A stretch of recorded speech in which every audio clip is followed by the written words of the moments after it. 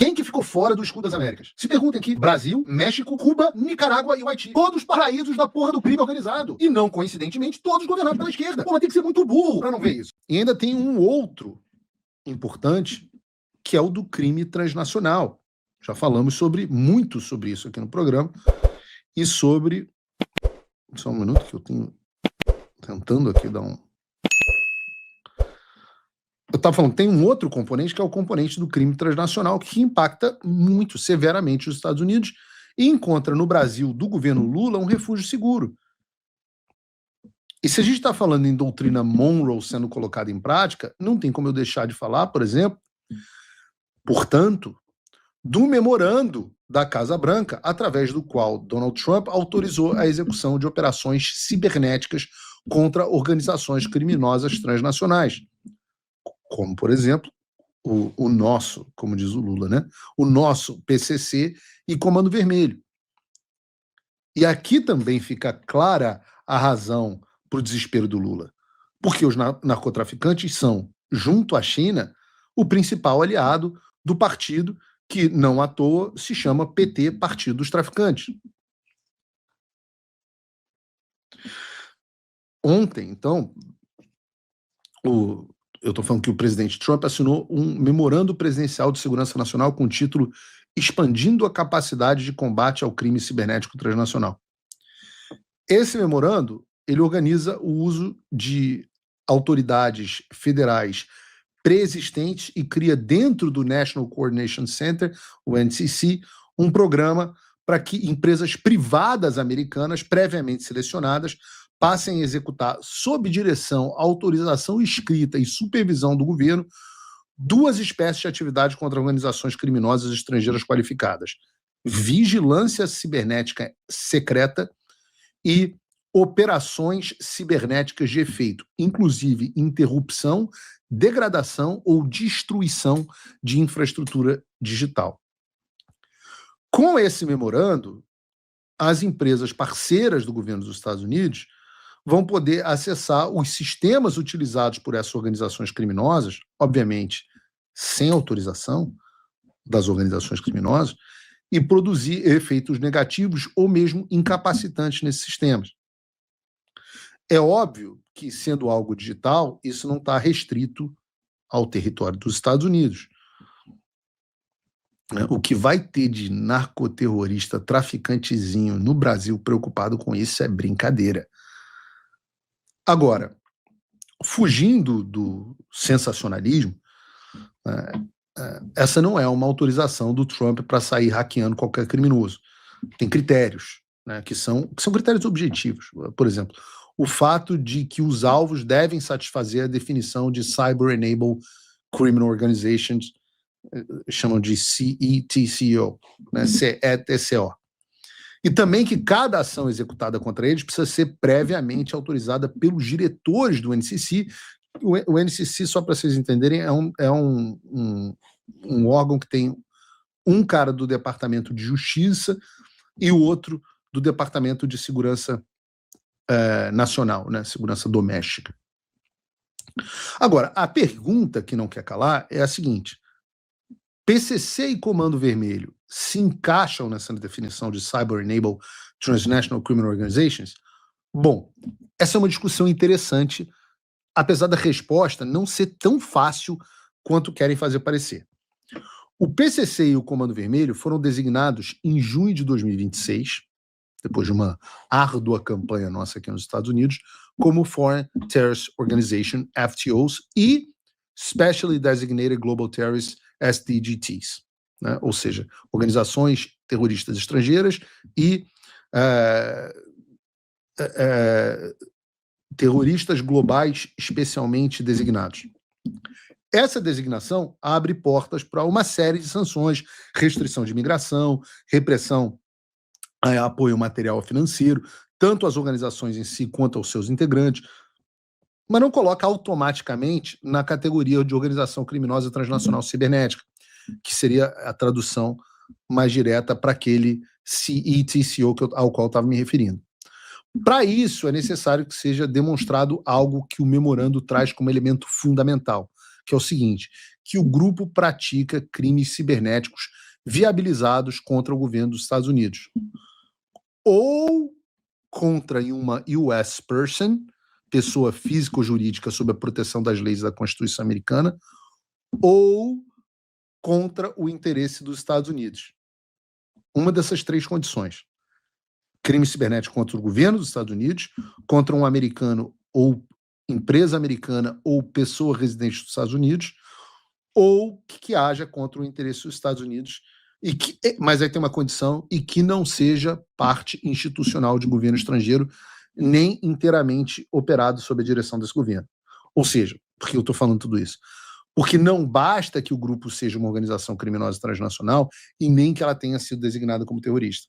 Agora, isso também não significa que não dê para enquadrar as facções brasileiras a partir desses crimes, como fraude financeira online, roubo de credenciais, lavagem de dinheiro a partir de criptomoeda, fintechs que ocultam o patrimônio dessas organizações e por aí vai. No caso do PCC, eu diria que existe um caminho claro nessa direção. Afinal, o Departamento de Tesouro dos Estados Unidos atribuiu ao Vitor Henrique de Oliveira Shimada, a Stella Stephanie Nunes Henrique de Oliveira e empresas a eles associados, justamente uma rede que funcionava entre a Flórida e São Paulo, que teria lavado mais de 30 milhões de dólares em receitas originadas nos Estados Unidos, utilizando criptomoedas para remeter esse dinheiro ao Brasil em benefício do PCC.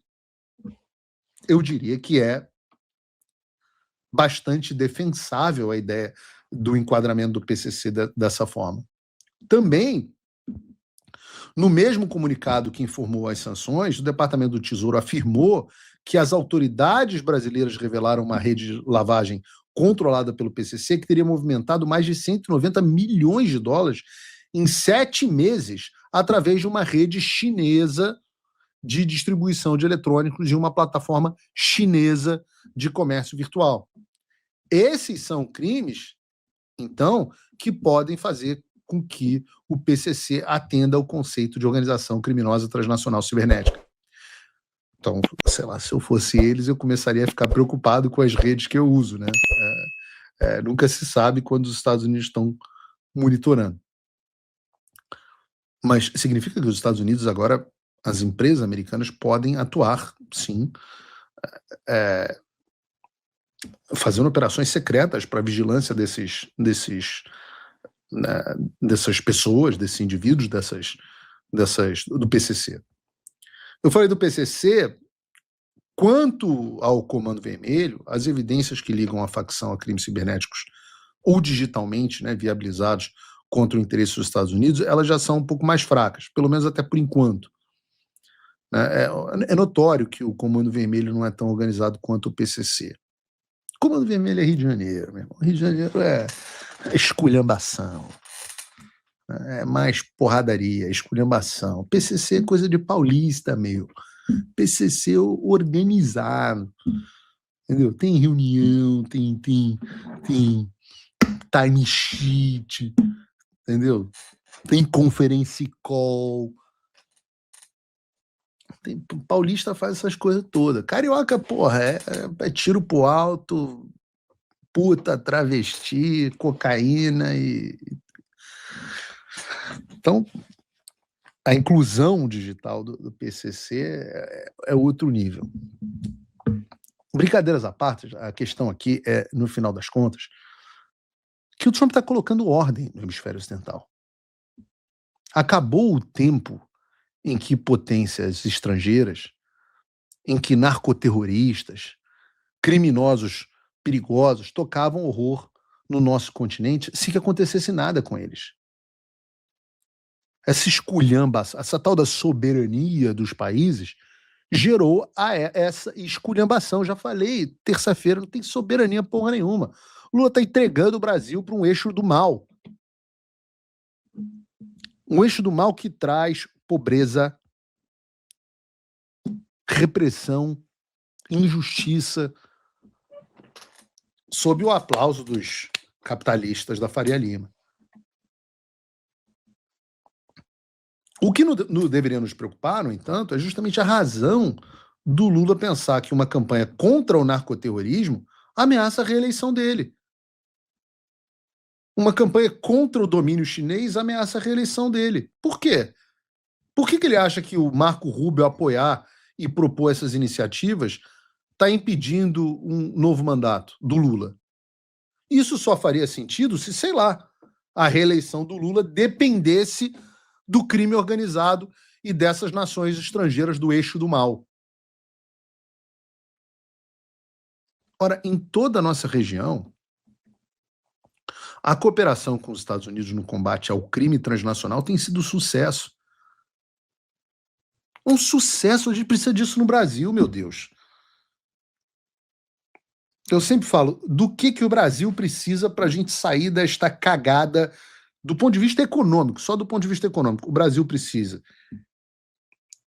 de investimento, o Brasil precisa de tecnologia e o Brasil precisa lidar com a sua maior chaga, que são justamente os traficantes, essas organizações narcoterroristas. Os Estados Unidos são o maior investidor do mundo, a maior potência econômica do mundo e o maior investidor estrangeiro direto. Os Estados Unidos são o maior produtor de tecnologia de longe do mundo inteiro. E os Estados Unidos são absolutamente bem-sucedidos quando se associam aos países no combate às organizações criminosas. No Equador, em março, as operações militares conjuntas contra organizações narcoterroristas, conjuntas entre Equador e Estados Unidos, bombardearam campos de treinamento próximo à fronteira com a Colômbia. Sucesso para o Equador e sucesso para a Colômbia. Na Colômbia, não só nós tivemos a Colômbia saindo do país mais inseguro do mundo.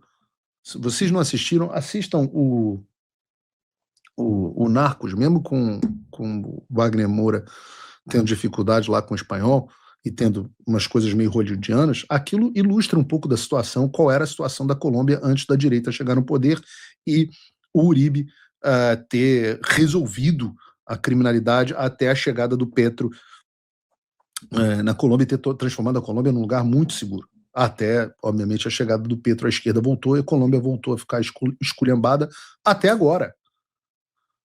Porque em abril nós tivemos a Operação Tridente, que realizou interdições no Oceano Pacífico e apreendeu toneladas de maconha e cocaína. Agora, nesse mês, depois da posse do El Tigre, do Abelardo de la Espriella, sobre quem eu já falei muito aqui no programa, a Colômbia autorizou também operações militares conjuntas com os Estados Unidos para destruição das redes de narcoterrorismo.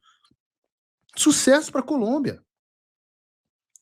Pô, isso é bom, não é, gente? Pelo amor de Deus.